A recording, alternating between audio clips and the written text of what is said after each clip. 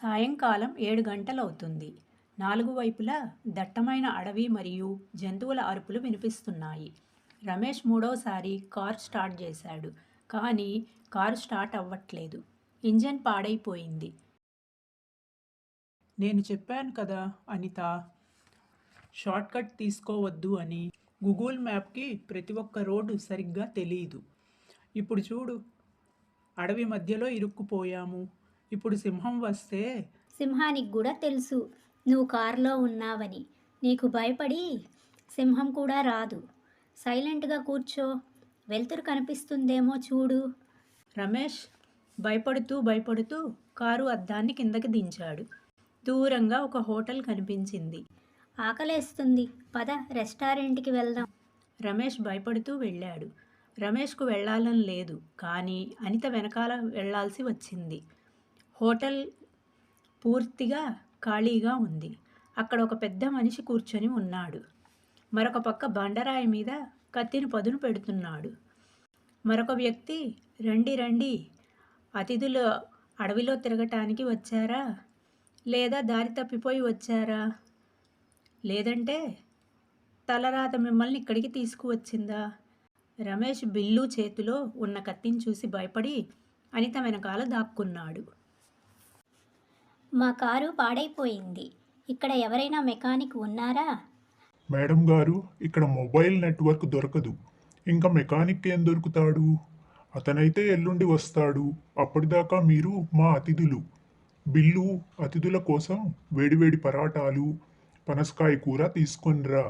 భోజనం వచ్చింది. రమేష్ పనసపండు కూర తిన్నాడు. అరే, ఇది చాలా రుచిగా ఉంది అనిత. టౌన్లో స్టార్ హోటల్లో కూడా ఎంత రుచికరమైన భోజనం దొరకదు. ఏంటి సార్, భోజనం వచ్చిందా? నా చేతిలో మ్యాజిక్ ఉంది. ఇక్కడికి ఎవరు వచ్చినా ఇక్కడే ఉండి పోతారు. అప్పుడే బిల్లు ఒక మూటను తీసుకువచ్చారు. ఆ మూటలో నుండి కదులుతున్న శబ్దం వచ్చింది. అనిత, ఆ మూటలో ఎవరో బతికే ఉన్నారు అనిపిస్తుంది. వెనుకటి కస్టమర్ ఏమో. రాత్రి అయిపోయింది. జగ్గీ బాబాయి ఆ హోటల్ వెనుక ఉన్న గదికి తీసుకువెళ్ళాడు. అక్కడ ఉండమని చెప్పాడు. ఆ గది చాలా శుభ్రంగా ఉంది. రమేష్ నిద్రలో నుంచి లేచాడు. రాత్రి 2 గంటలయ్యింది. రమేష్కి దాహం వేసింది. తను నడుచుకుంటూ నీటి కోసం బయటికి వచ్చాడు. అతను చూశాడు. జగ్గీ బాబాయి మరియు బిల్లు పెద్ద పెద్ద గొంతుతో మాట్లాడుకుంటున్నారు. రమేష్ ఒక చెట్టు వెనక దాక్కున్నాడు. చూడు బిల్లు, సరుకు చాలా తాజాగా ఉంది. రేపు రాత్రి భోజనంలోకి జబర్దస్తుగా ఉండాలి. మెడను పక్కకి తొలగించు. రక్తం ఎక్కువ కారకూడదు, ఎందుకంటే శుభ్రం చేయటానికి కష్టం అవుతుంది. తొక్క బాగా మందంగా ఉంది, అందుకని బాగా తీయి. రమేష్ చాలా భయపడిపోయారు. తనకు కాళ్ళు చేతులు ఆడలేదు.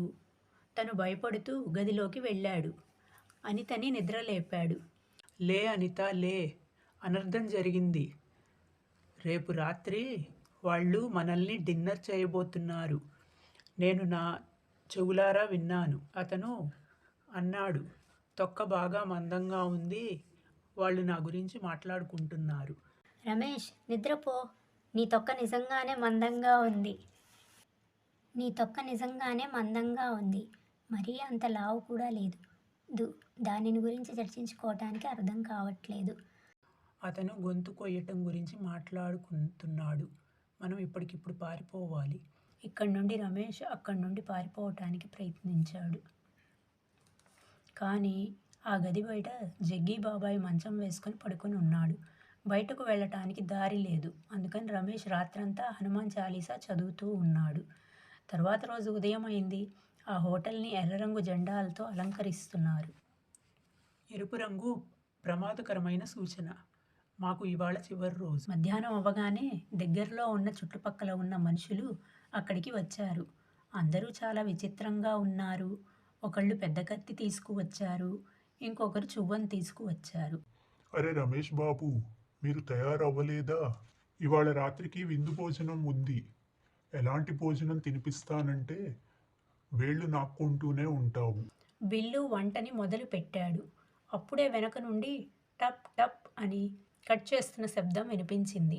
అప్పుడు రమేష్ ముఖం చాలా భయంతో వణికింది. జగ్గు బాబాయి, మమ్మల్ని వెళ్ళనివ్వండి. నా భార్య ఆరోగ్యం బాగోలేదు.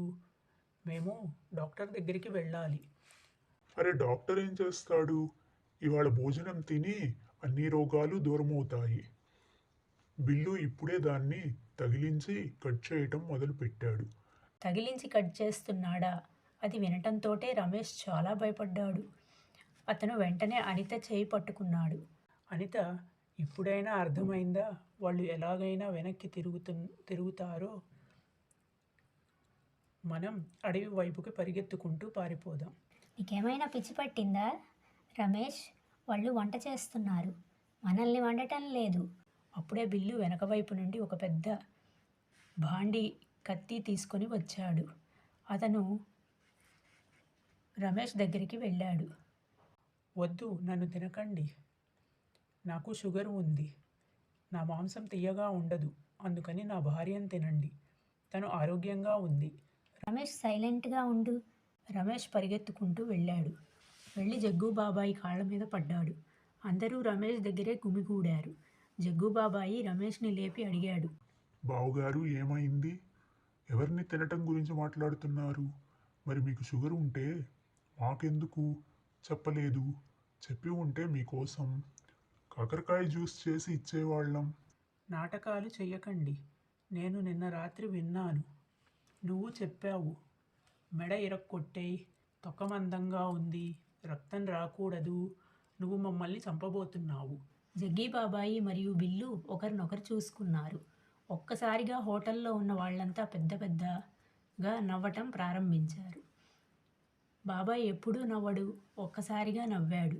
ఆ నవ్వు ఇంజన్లా ఉంది. అరే బాబుగారు, మీరు కూడా భలే సరదాగా చేశారు. అరే బిల్లు, ఆ శవాన్ని తీసుకురా. ఏదైనా మనం కోసాము. బిల్లు లోపలికి వెళ్ళాడు. ఒక పెద్ద ప్లేట్లో వాళ్ళు కట్ చేసిన పనసకాయని తీసుకువచ్చారు. బాబుగారు, ఇది కొండల్లో ఉండే పనసకాయ. దీని తొక్క చాలా లావుగా ఉంటుంది. దీన్ని కట్ చేసే ముందు చేతికి నూనె రాసుకోవాల్సి ఉంటుంది. లేదంటే దానిలో నుంచి వచ్చే పాలు చేతికి అతుక్కుపోతాయి. దాన్నే మేము రక్తం అని అన్నాము. అడవి పనసకాయ, దాన్ని కట్ చేసినప్పుడు పాలు ఎరుపు రంగులోకి వస్తాయి. అందుకే దాన్ని మేము రక్తము అని అంటున్నాము. రమేష్ చాలా ఆశ్చర్యపోయాడు. నిజంగా చూస్తే అది పనసకాయే. నేను చెప్పాను కదా, నువ్వు ఎప్పుడూ ఓవర్ రియాక్ట్ చేస్తావు. అయితే ఈ భోజనాలు ఎందుకు? ఇవాళ నా కొడుకు పుట్టినరోజు. వీళ్ళందరూ ఊరి వాళ్ళు ఇవాళ భోజనాలు తినటానికి వచ్చారు. మేం మటుకు మీకు చాలా సర్ప్రైజ్ ఇవ్వాలనుకుంటున్నాం. పట్నం నుండి వచ్చిన అతిథులకు దేశీ భోజనం తినిపిస్తాం. సాయంత్రం భోజనాలు మొదలయ్యాయి. రమేష్ తన జీవితంలో మొదటిసారి అంత రుచికరమైన పనసకాయ కూర తిన్నాడు. జగ్గు బాబాయ్, నీ హోటల్లో వంటలు బాగా చేస్తున్నారు. అప్పుడే ఒక మెకానిక్ వచ్చాడు. రమేష్ వాళ్ళ కారు బాగు చేశాడు. జగ్గు బాబాయి వాళ్ళు వెళ్ళేటప్పుడు వాళ్ళకి బహుమతిగా 2 పెద్ద పనసకాయలు ఇచ్చారు. ఇవి తీసుకోండి బహుమతి. ఇంటికి వెళ్ళి మీరే కోయండి.